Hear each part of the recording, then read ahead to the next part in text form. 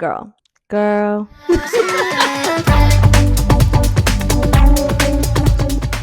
Hi, Colleen. Hi, Kelly. What's up? Girl. Welcome to Collective, our 8th podcast ever. Not episode, but podcast platform. Literally, yeah. I think this is my 5th podcast. Girl, Henry was like, babe, what's the number for this one? I think he said. I was like, I don't know. I lost count. We're not going to talk about it. We're not going to talk about that. Okay, moving on. He's like, right, this is the one. I was like, this is the one. This will be the one. I feel it. This is. I feel it. Yeah. I mean, it has the best name. Thank you, girl. Yeah. Girl. I love it. Okay, so today we're going to talk about breakups because it's giving, girl, what the heck was that breakup? It's giving hot girl summer. Mm-hmm. Are you guys having a good hot girl summer out there? I feel like you still have a hot girl summer while you're Partnered. taken. Yeah. Well, you are. Period. Yeah. I am. This is going to be an interesting episode. All of our dating podcast episodes are going to be interesting as someone who has been taken off the market for almost 10 years. So long. But hey, I be outside though. She do. Not like that, but yeah. Shaking ass. Period. Yes. Oh my God. Okay. I feel like as a girl to have a hot girl summer, especially knowing this from my sister, to have a hot girl summer, it's a little bit, I feel like a lot of times it's prompted by a really hard breakup. Breakups are portals. They are. Not to be so woo right away, but do it. Breakups are portals. They really are. I have never in my life experienced such profound, rapid change than after a breakup. Yeah. And that's literally romantic and friendships, because I can speak on not romantic, because I've literally thankfully have not had the pleasure of going through many romantic breakups, but friendship breakups, girl, we're gonna cover it all today. That was yes. I think at one point I was like, what the fuck is going on? I don't claim, and they're like, you're claiming it. I'm like, yikes. We don't claim that for you anymore. Yes. Yeah. We're over those cycles done, for but you. when it was hidden hard. Yes. And I mean, I can also speak about some friendship breakups as well, but I think the more prominent ones that have had the most deep, lasting, transformative impact on me have been more of the romantic breakups. I've literally never been the same person on the other side of a breakup. That's true. And you've seen me through 2 major ones. Yes, I was gonna say not the first one, but I feel like I've been here through most, which is you came on the tail end of my first real heartbreak, but you met me then. Yes. Yeah. Which was really awesome. And honestly, I feel blessed that I've been able to kind of be there while you're moving through a breakup. I'm glad you didn't know me before the first breakup. We don't talk about her. Can we talk about her? What was she like? She was very guarded. Okay. She was very unaware. Okay. Very lacking in the self-awareness department, which as someone who now self-identifies as a very self-aware person, we do not resonate with her. Yeah, that's anymore. fair. But that's okay. She was needed at that time. She was needed. The breakup is what caused a lot of the self-awareness in the end. There was a lot of self-reflecting having to do with that breakup. That breakup in particular, my real first adulthood heartbreak. Because I had a heartbreak also when I was a teenager, but that's different. We can get into that too, but it hits a little bit different when your brain is sort of developed a little bit more fully. I was 22 maybe when this happened, and the breakup happened because of me. I was the one that initiated it, but then I was still heartbroken, which is a completely different kind of heartbreak. Mm-hmm. But it's this was my doing. I'm the one that ended it. However, I'm so heartbroken. Yeah. Which, shameless plug, she's not going to do it, but I will always do it. Her book, the one that I pushed away. Yeah. was completely not inspired by real life events. It was not. Made up. It was not. But it came to her in a dream. Right. And then she actualized it into a book. Exactly. And you know, every creative out there might pull a little bit of inspiration from a dream, from their life experiences, including dreams. Yes, exactly. Because that I'm alive when I'm dreaming. Yeah. Right. Exactly. Anyway, the one I pushed away on Amazon, Kindle, Apple Books, all the things. Yes. Gives you a little bit of context. Anyway, just like Skylar in the one I pushed away, yes. I, after my breakup that was under my own doing, had to do I didn't have to, but I suppose I felt like I had no choice other than to do a lot of self-reflecting on why did I let it get to this point? Why was I acting as kind of crazy as I was, first of all? And how did I get to a place of feeling like I had no choice but to end a relationship that up until that point had been almost perfect? Mm-hmm. It was a level of self-sabotage, really, of like, at the end of the day, it was a learning of self-worth. Like, I did not feel worthy of the love. I did not feel safe letting in love. And this is where my awareness around attachment styles really came in. We love attachment styles almost as much as the Enneagram, yes. But we'll get into that another time. But learning that my attachment style basically means that I'm a fearful avoidant attachment style, or just disorganized for those that are familiar. And what that basically has taught me, or what I was taught throughout my life, is that love can be both the source of pain at the same time. And so you learn not to trust love. You go to the same people for love and support and care as you do for pain. I guess you don't go to them for pain, but they can be the source of both. And so you learn not to trust love, and you learn that when things are good, the shoe's going to drop any moment. And I didn't have the conscious awareness of that in that relationship, but I can see at what point in the relationship my nervous system started to respond as if something bad was going to happen. Mm-hmm. And so my ending of that relationship really came from my desire to get ahead of that pain and take control of it before it got to me. Mm-hmm. Yeah, and that makes sense. I feel like a lot of people can relate to that. And I feel like we all, which that's going to be another episode, because it's giving, girl, are you the chaos? I am. Yeah. And I was. Because we all are at some point, and I feel like there's nothing wrong with that, because I feel like that also comes out differently in different people, right? Like, I would say mine would be pushing people away, but in an avoidant way, right? Because it's like, because we don't do that anymore as much anymore, because technically we're secure now. Period. We are secure attachment. Yes. Communicate. Period.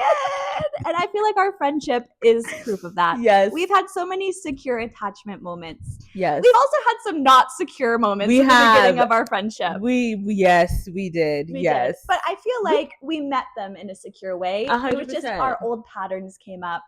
Yeah. And then we were both like, oh, should we do this differently? We're like, right. And I'm actually really grateful for that, because I feel like that is what a healthy relationship actually brings out of you. Wait, should we talk about our almost breakup? Yes, we should. We should. Yes, we should. Okay, I need to hear from your point of view. Why did you break up with me?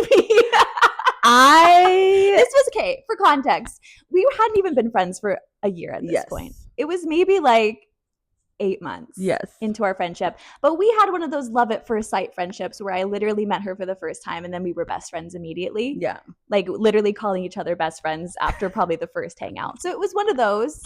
And then maybe 8 months into our friendship, my life blew up and I moved across the country.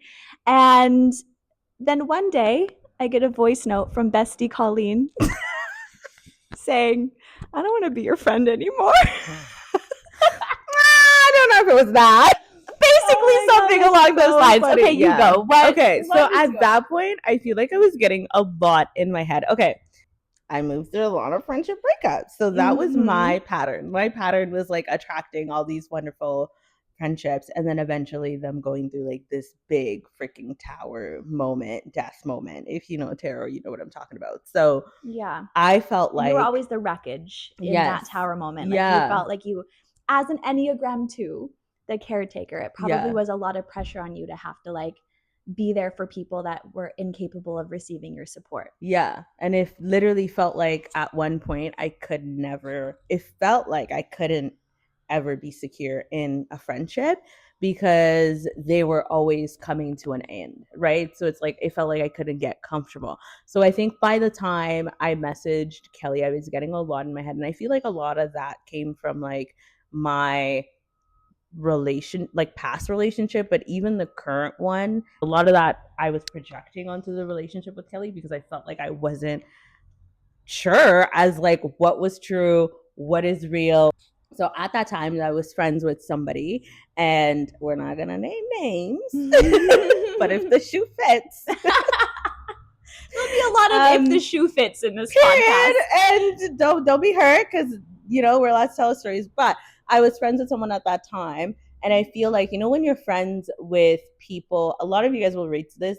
You're friends with people that are wanting you to be friends with them only, and they have problems with other people. Getting into my astrology, where my relationship thing is in astrology, one of the things what I learned later, I think it was like actually a couple of years ago, that I needed to like watch out for was that like unfortunately I can attract very obsessive and possessive people because of the energy that I put out there. Right. And that was literally my entire life. Oh my God. I was like, okay, I love you, but you're a little nuts. Like Mm. literally. But then at the time also, right, because everything we attract gives us something. At the time also I felt like that love was what I needed because I grew up with like not so much having like secure love and like parents pouring into you the way you want them to in a way, right? So You grew up in a very big family, so the yeah, love and the care was very dispersed. And so yes, I imagine when you have like that super obsessive, targeted directly at you yeah, kind of love in your friendships,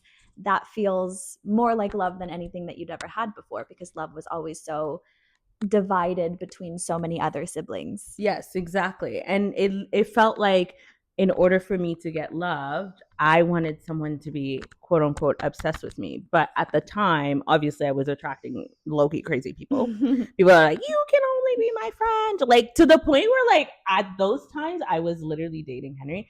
That was the red flag for me when they literally started coming for my man because I'm like, that man, we're not perfect, but he's an angel sent from above. Okay, Shout out Henry. the period, because the minute they started to be like, I don't know, I said red flag. I'm not going to drop everything in my life just for one person. So that's really where that came from, right? And I feel like me attracting those friendships was really me trying to be like, well, I didn't get the love that I wanted, so I want someone as obsessed with me because then that's what I'm like, oh, then they love me, right? Because I didn't get that. So then that's how that happened.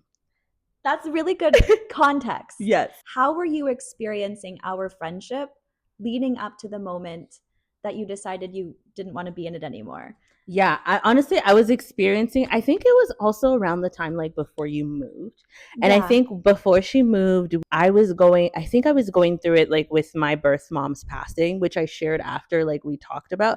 And I got in my head feeling like I wasn't being nurtured enough when I was talking about my birth mom's passing, which made me feel like, okay, well, maybe she doesn't want to be my friend, right? So instead of communicated that, my avoidant attachment style Mm. started coming in. I was like, I need to start distancing myself because we're about to get hurt. So I was like, okay, well, maybe she actually doesn't care about what I'm saying or doesn't care about like the friendship anymore. So that tells me, okay, maybe I need to not do so much, right? Because another thing that I figured that happened in friendships is I overpoured and then you come back and they're like, well, you're doing too much, right? So I was like, shit, like maybe I'm repeating that cycle again. So at that point, she was also moving.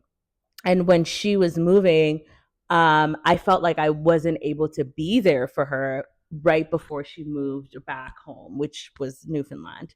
Well, still is, but yeah. Yeah. And then, so then we actually, by the time all of that happened, we were not in the same city anyway. I wouldn't say country, but no, we're still in Canada. Hardly. If it was any other country, we wouldn't be in the same country. Canada's just big. So far. So far. So then, because we're not together, and we used to literally see each other like constantly, like codependent, like low-key. love it. So I feel like there wasn't, you know, a time to just talk and like just be like, hey, this is what I'm feeling. So I feel like that distance also added to the potatoes, which we called the voices in their heads potatoes. The bad voices in our head. We call them the potatoes. I don't know why we came up with that. I think it's just because it's silly. Because we were on mushrooms. Yeah. Also that. So the potatoes were like, well, you know, you're seeing this pattern, da, da, da, da, and maybe she's not this, maybe she's not doing this, maybe she doesn't want to be your friend, and then maybe you're too much. And then on top of that, I had this friend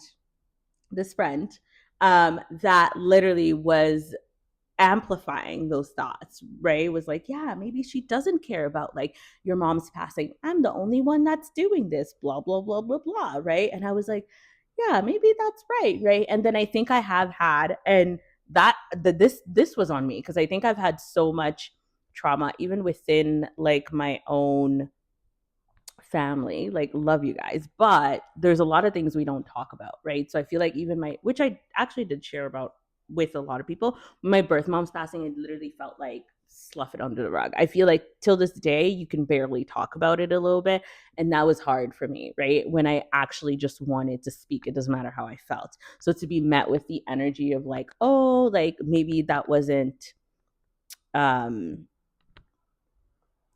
my train of thought, like to be met with the energy that like it's not taken as seriously, because in that moment I wanted to be taken it seriously. It was like, oh, maybe I don't want to talk about it, right? But then I'm like, but do I want to be in a relationship where I feel like I can't talk about that, right? And then the other person too, she was very involved spiritually, and she was like helping me channel her and give me feedback, and I was like, oh, well, maybe this is what I want, right? Long story short, that literally led to that. It's very avoidant attachment style to try to get ahead of the breakup or the rejection or the abandonment before it happens. And we both have that style.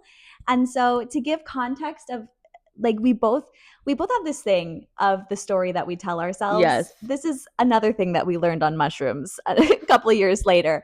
But this is something that comes up a lot in our friendship, that we can explain that potential or almost friendship breakup through the lens of she was telling herself a certain story about me and about her and about our friendship that was pulling her away. And I was telling myself also a completely different story about her and about our friendship and about me that was pulling me away. And it sounds like to you were telling yourself the story that I didn't want to be your friend, and backing up that story with, you know, evidence of how I was showing up in regards to your mom and how I was not there supporting you in the way that you needed, or how I was trying to support you, or however. It was all the evidence you were using to support that claim that I either wasn't the kind of friend that you needed, or I didn't want to be the kind of friend that you needed. And the context of my story that I was telling myself in that moment, because as avoidant people, we're very sensitive to rejection and abandonment. And so I could feel for like 2 months almost that you were pulling away. I know. I could sense like there was a little bit of like here and there you were pulling away, the way that you would respond or the way that you would show up certain ways. I was like, is she pulling away? And then I would get in my head and I was like, no, I shouldn't believe that. And I was aware enough at this point, because it was post first heartbreak in adulthood, of I was self-aware enough of my patterns of picking up too much or being too hypersensitive to rejection and to abandonment. So I was like, no, I can't just think that every time that she's a little bit quiet, or every time that she puts a period at the end of the sentence instead of an exclamation mark, that she doesn't want to be my friend anymore. And so I kept it quiet. I didn't say anything to you, even though for 2 months I was literally marinating in my anxiety. Like, does she not want to be my friend anymore? Oh my God, she put a period at the end of the sentence. She didn't even put a period at the end of this sentence. I don't remember the last time she sent me an emoji. And I asked her to do this, and she just just said, Algie. Algie. If I say sorry, she's like, Algie. No period, no exclamation mark, no emoji. I'm like, she hates my guts. But at the same time, I was like, no, Kelly, we're not doing this again. We're not doing this again. We're going to swallow our pride and we're going to cosplay being secure attachment. And to me in that time, because I was, pretty new to it, I thought cosplaying secure attachment was, let me just not talk about it at all. Let me just not say at all what my fears are. So I was completely silent while you were slowly pulling yourself away. I was picking up on that, but then trying to convince myself that I was making it up in my head. But then these moments of insecurity, I'm sure, came up and bled through in how I was showing up as a friend. And there was a lot of questioning everything that I was doing because I was like looking for evidence of, does she actually hate me? And so I'm sure that might have played into a role of those moments where you felt like I wasn't showing up in the way that I needed to as a friend. It was probably a result of me questioning so much what I was supposed to be doing in that moment. Should I be asking you questions about your mom? No, that's too much, and blah blah blah blah blah. And so I was literally driving myself crazy, which was confirming more with the story you were telling yourselves, then you would pull away more, which would confirm more to me that you were pulling away from me and confirm my story more. And so we were just pulling apart from each other slowly and silently, literally, for 2 months. And then when I was in Newfoundland, like day 2 of arriving in my new home with absolutely no certainty about where my life was going. My whole life had just blown up, by the way. Also, I was trying to find a new home for my dog. It was not going well. He had just destroyed the new owner's home and bit her dog. And so it was a whole chaotic day. It was Tower Moment Central. And then I'm at the store at Shoppers Drug Mart looking for flowers to bring to this girl to say sorry that my dog bit her dog. And then I get a voice message from Colleen that said something along the lines of, I just don't think our friendship is aligned anymore. So I'm going to distance myself, which obviously I interpreted as, I hate you. You are the worst person I've ever met in my entire life. And I never want to speak to you again. Oh my God. Oh my God, that's so funny because in that, and I want to tell you, which I don't even know if I told you this, but in that moment, everything in my body as an avoidant attachment, usually, because I did end up, all the friendships I've ended up until her, I've stand 10 toes on that, spiritually, energetically, physically. Okay. But this one literally felt like it was not, it felt like it took everything in me. And I feel like sometimes people think when you're trying to end friendships, it's like you're running away. But I feel like at the same time, it takes a lot to come to that decision. And I feel like that doesn't get recognition a lot because a lot of the other times where I have done that, people have been like, well, this is a pattern. And I'm like, yeah, I mean, it could be. But at the same time, energetically, when some things align and when it's not. And I will say that this one felt like the hardest. Even when I sent it, I was like, I don't know. You know what I mean? And ironically, I literally set the intention. I said, out of all the friendships, if this one is meant to be, it'll just work out. Yeah. And I was like, I'm just gonna, maybe this is fear, maybe I need to see it, whatever happens. You clearly needed to see it through. Yes, exactly. It did make our friendship stronger. It really did. Spoiler alert.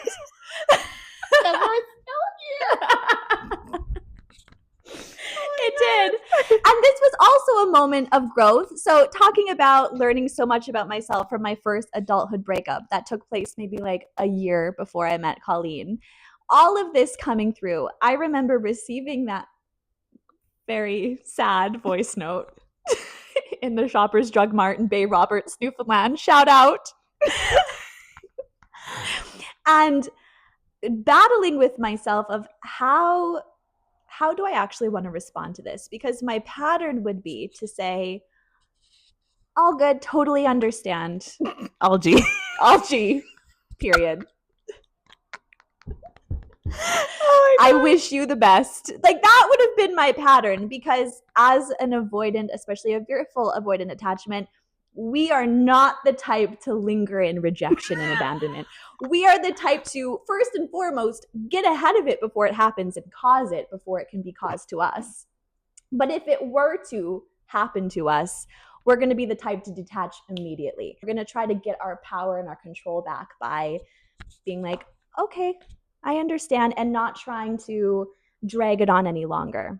However, in that moment, I was like, it would feel so wrong and be such a disservice to how much I valued Colleen as a friend to say, all good, I understand. Because I didn't want the friendship to end, obviously. She was the best friend that I had ever had, even in just 8 months of knowing you at that point. The sister that I had always prayed for my entire life. And so I can't even remember exactly what I said, but I think it was something along the lines of, I know. Okay. Okay. And before I say that, I want to say that's so funny because now I think about it when I sent that message. I think part of why I was like, if it's meant to be, it will be. But I think every time I've ended a relationship, I've always been wanting to be met with love instead of like anger or like I don't give a F. Yeah, detachment. Yeah.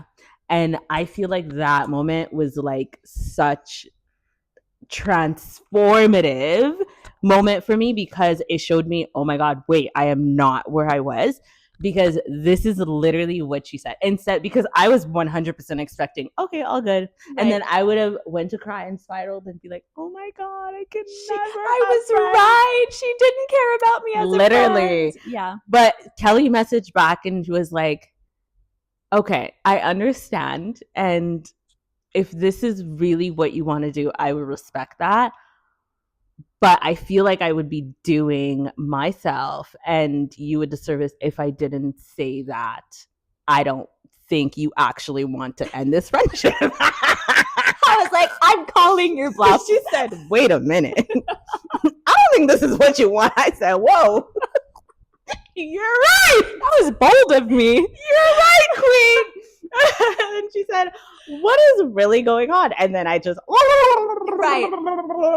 And then she was like, you know what? I get that. I'm really sorry. And then she did tell me that she felt like I didn't show up as much as she wanted to before she left because she wanted us to have like a bigger party and made it more of a big deal and blah, blah. So we did talk about a lot of those things. So many things that again were unsaid because we just swallowed our pride and thought to ourselves like it's better just to detach than it is to talk about the thing that's bothering us because that puts us in a vulnerable spot. If we put the thing out there that's bothering us and then we're not met and received, then we feel powerless. And that's the one thing avoidants try to avoid. Literally. And so that was a big lesson for us. Yeah, in communication. Because you know why? Communication. Because I know I'm in my head. And I know you're in your head. Absolutely. So I know a lot of people are in their head. And I feel like if people communicated more, the potatoes would not be potatoing. Because when you're in your head and you have clear communication, you're like, oh, this is actually what's going on. I don't need to listen to this. You know what I mean? Mm-hmm. Yeah. Anyways, I'm really grateful that actually happened because like I said, it was literally like, oh, this is different. This person does care. Because I feel like it makes a big difference when somebody comes to you and says X, Y, and Z. The ego, especially because we don't like feeling rejected, immediately you're like, you would want to say, well, fuck you, blah, blah, blah. Right? Which is actually how I've been met with in the past. And I was like, well, clearly you don't give a shit. This is why we're ending the relationship. Like, you know what I mean? So to be met with that, I'm like, whoa. I was like, wait, she's right. Because I feel like even sometimes within my own family, it's met with a lot of like resistance. There's no love, there's no compassion. And I feel like I don't know, it's very grounding when you're in that state and someone can just come from a place of like hurt and rejection and still be like, love is first. I love you so much. Are you sure this is it? And that just like, I feel like that just breaks down all the walls. which is such a beautiful testament to what needs to be done in any relationship, because to put it very simply, what you needed from me in that moment was the very thing that was against my pattern. That's crazy. Yeah. Because had I shown up in my traditional pattern of, like you said, all good, I understand, like, I wish you the best, that would have been the worst possible response back, but it would have been the easiest one for me. And for me to say the thing that was true and real, but very vulnerable and a bit bold. Like, I don't think you actually want to end this friendship with me. That's actually kind of crazy. Stand on it, queen. But to have said that, which was extremely vulnerable, and it took a lot of convincing myself in that Shoppers Drug Mart parking lot that that was the right thing to do, that was exactly what you needed me to do. Yeah. Literally. Imagine had I not. I actually don't. I can't. Because there's no other timeline. There's no other timeline. Doesn't happen. Like, I can't imagine it. Same. And I'm really happy you did. Because I literally think back to that moment. So we reference it all the time. That one and the one where we swore to each other that, like, nothing will end this friendship unless she tries to kill me and vice versa. Or, like, we try to sleep with each other's men. That's it. Yeah. That is honestly the most amazing thing that's ever happened in our friendship, because we both have had our patterns of being afraid that the other person is pulling away, or being afraid that the other person doesn't want to be our friend anymore. It's usually me being terrified that she doesn't want to be my friend anymore, going back to a lot of my childhood patterns of people not wanting to be my friend anymore. I've projected that onto you a lot. And to hear from you that one day when we had our very beautiful voice note conversation, again, I was in Australia, we were not in the same place at all. We have a lot of our conversations of voice note. And she just said to me, you know what, real talk, the only reason I wouldn't want to be your friend anymore is, one, if you tried to kill me,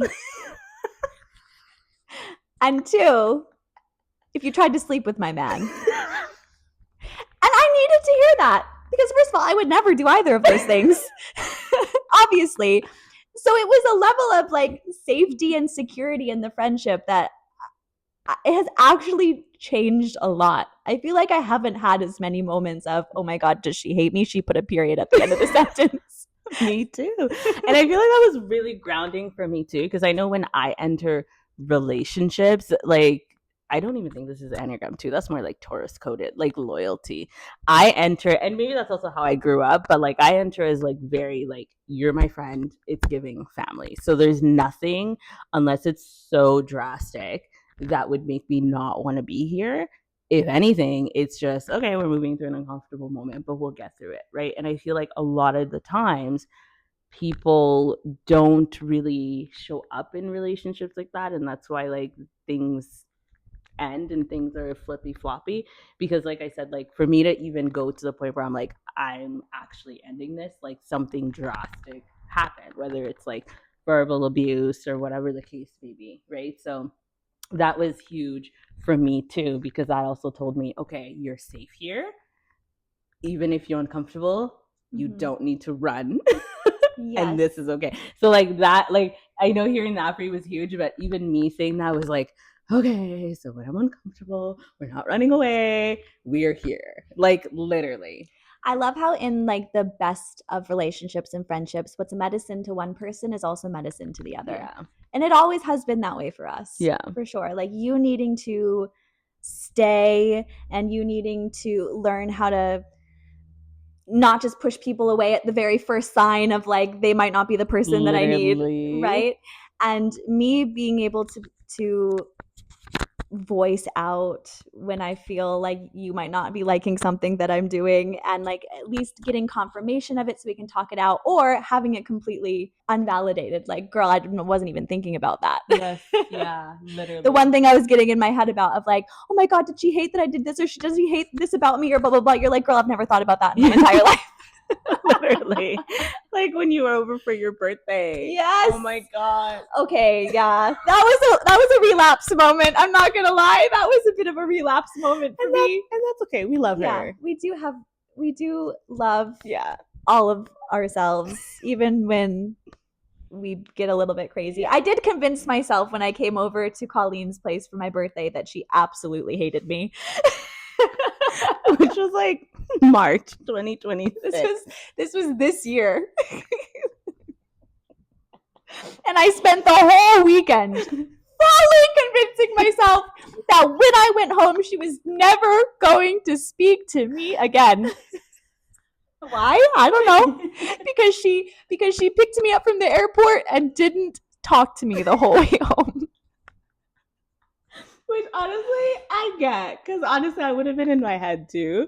But I was okay. When I get overstimulated, everything in my body needs to run away so I can recluse, integrate, and process my feelings. So when it's like that, and I haven't done that, it's an instant switch. Because and I feel like it catches people off guard because when you first meet me, it's giving like whoa in the best way. But think of like the sun, like it's hot as F, right? So think of like when the sun goes down and it's immediately dark time. It's all cold and you're like, what the heck? So it's like when you first experience it and you're used to like a certain energy, and then the minute I recluse, you're like, I get it. It's very disorienting. Because I don't even know what to do with myself. Yeah. It's like someone pulled the plug. That's exactly what yeah. But then when she's just staring out the windshield, blank eyes, like I just flew in from another province to see you for my birthday, and all I get is a hey.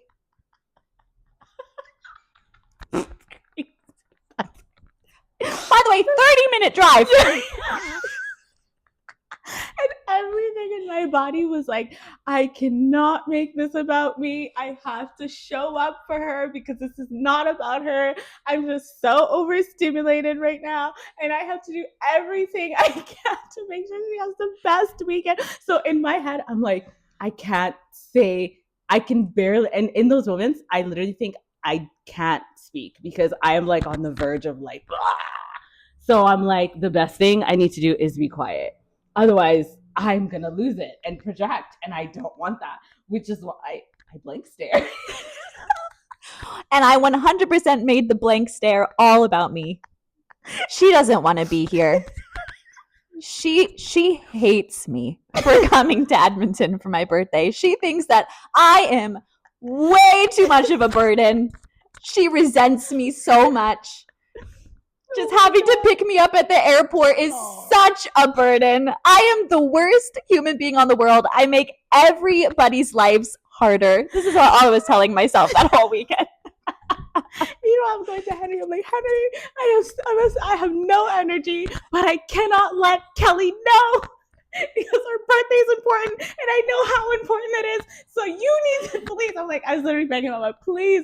I'm gathering the energy, but I really need your help. We need to make her feel special because she needs to feel special because she loves that. I do love that. Which is literally why he like set up the pictures and he was like, "Hey, we're gonna take pictures, Kelly." Oh my god, yeah. So I was like, "Please, babe, yeah." You were so dead inside taking those photos.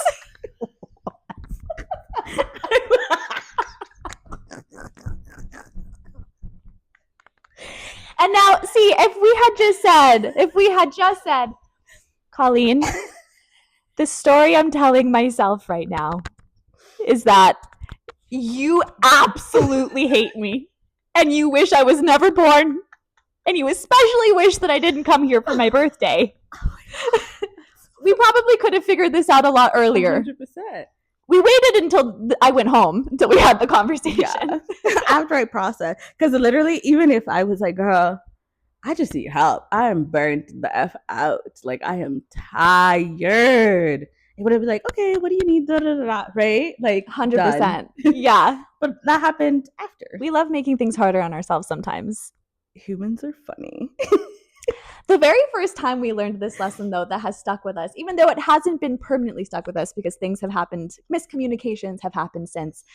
But one particular trip that we took. Oh my God. Trip. We'll call it trip from now on. Yeah, trip, wink, wink.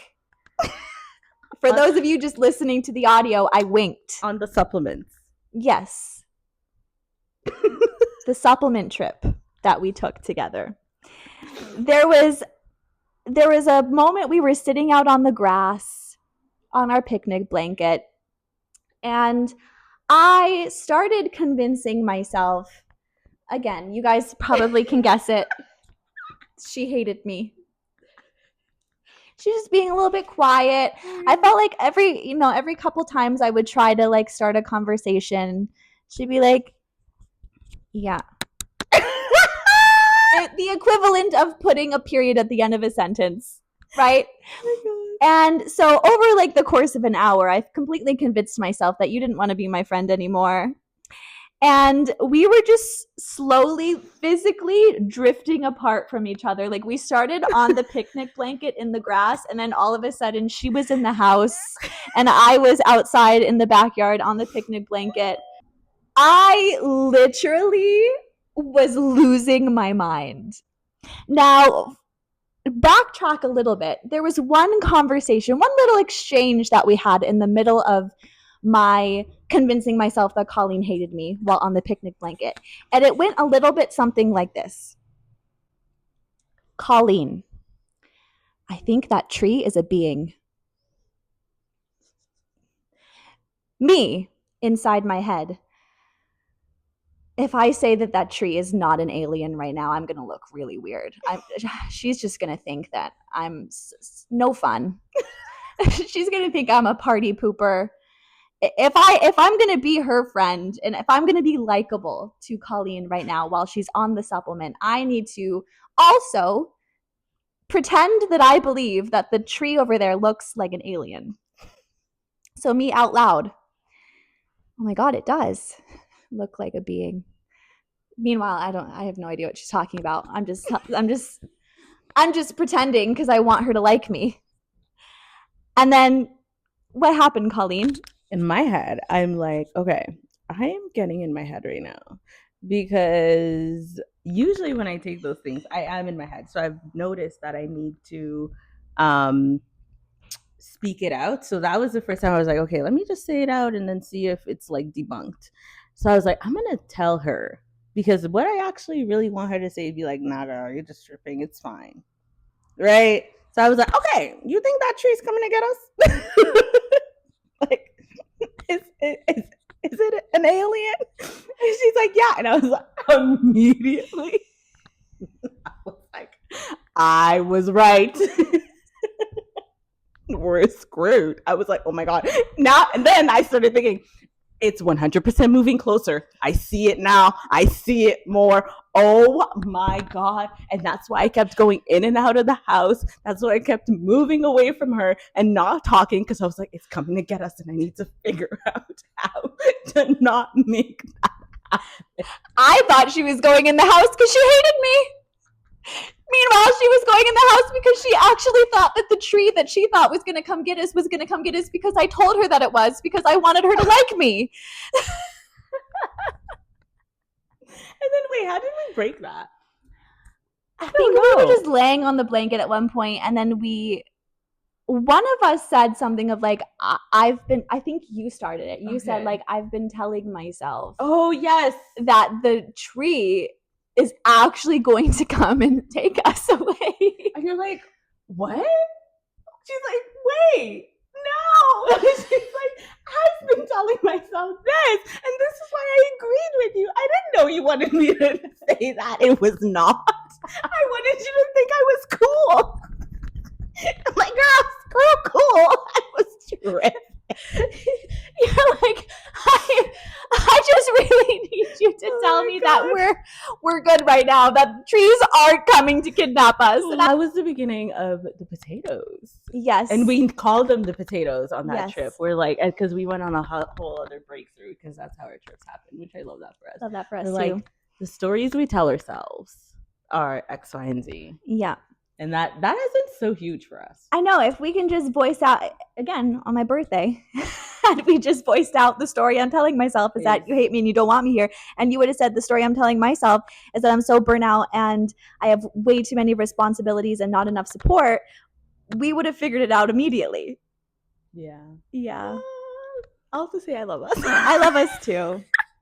I love us too. That's the time. Yeah. Not us almost breaking up, but not. Period. And now we have Gurl. Yeah! So we started this episode thinking we were going to do a whole topic about breakups, and then we just spent a whole hour talking about the one time that we almost broke up. And so we've just decided that we're going to do a other episode. Yep. Diving a little bit more deeply into actual breakups that we've had. Yeah. And the transformations that those breakups have had in our lives. But I love that this episode went this way. Yeah. I feel like it's a great first episode for people to get to know us and our friendship. It is. And who we are. Yeah. And our deepest, darkest secrets and fears. Yeah. So if you have a friend that you almost broke up with that didn't and ended up changing your life, and now you're like, oh my God, I can't believe I did that. Yeah. Send them this. Literally. Be like, oh my God, it's not just us. Literally. The friendships that almost had one like horrific breakup at least once are the best friendships. They are. Because I feel like that's really when you're at like your lowest. Mm-hmm. And then to be met with the not to be dramatic, but if we actually had broken up, I wouldn't be here right now. I'm not just lie. Even on your couch, but like I wouldn't be here. Right? I don't know if I would either. I think I probably would have been alone. Yeah. And truly anchored in that I can only have like I can't have like as deep as friendships as I want. So I think I probably would have pushed everybody away, to be honest, and just be in my own Taurus corner. What a crazy timeline to even think about. I'm so happy that's not our lives. Same. I love you. I love you too. Follow us at gurl.pod on Instagram. Yes. At Shamama Colleen on Instagram. At Kelly. Is it Kelly Giver? No, girl. Change it. Kelevate. Kelevate underscore. Period. Kelevate. Like elevator, but with a K. Kelevate underscore. Hey. See you guys later. Bye.